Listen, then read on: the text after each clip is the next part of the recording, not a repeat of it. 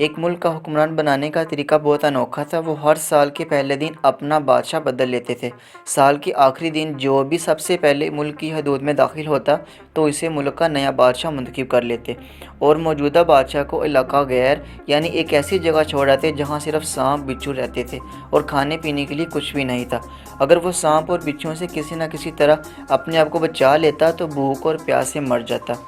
کتنے ہی بادشاہ ایسے ہی ایک سال کی بادشاہی کے بعد اس علاقہ غیر میں جا کر مر کھپ گئے۔ اس دفعہ شہر میں داخل ہونے والا نوجوان کسی دور دراز کے علاقے کا لگ رہا تھا۔ سب لوگوں نے آگے بڑھ کر اسے مبارکباد دی اور بتایا کہ آپ کو اس ملک کا بادشاہ چن لیا گیا ہے اور اسے بڑے اعزاز کے ساتھ محل میں لے گئے۔ وہ حیران بھی ہوا اور بہت خوش بھی۔ تخت پر بیٹھتے ہی اس نے پوچھا کہ مجھ سے پہلا بادشاہ کہاں گیا؟ تو درباریوں نے اسے اس ملک کا قانون بتایا کہ ہر سال ہر بادشاہ کو جنگل میں چھوڑ دیا جاتا ہے اور نیا بادشاہ چن لیا جاتا ہے۔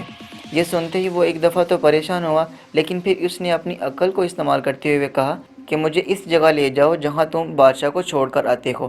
درباریوں نے سپاہیوں کو ساتھ لیا اور بادشاہ سلامت کو وہ جگہ دکھانے جنگل میں لے گئے۔ بادشاہ نے اچھی طرح اس جگہ کا جائزہ لیا اور واپس آ گیا۔ اگلے دن اس نے سب سے پہلا حکم جاری کیا کہ محل سے علاقہ غیر تک ایک سرسبز و شاداب رستہ بنایا جائے اور اس جگہ کے بیچوں بیچ ایک ایسی رہائش تعمیر کی جائے جس میں ہر قسم کی سہولت ہو اور اس کے ارد گرد خوبصورت باغ لگائے جائیں۔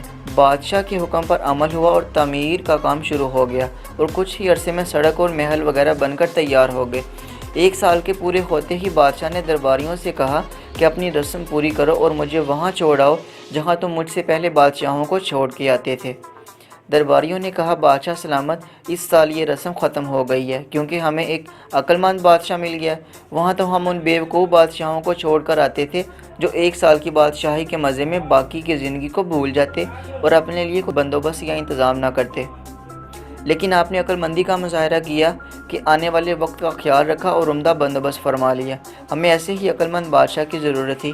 اب آپ آرام سے ساری زندگی ہم پر حکومت کریں۔ اس انوکھے ملک کا نام دنیا ہے۔ وہ نیا بادشاہ میں اور آپ ہیں اور علاقہ غیر ہماری قبر ہے۔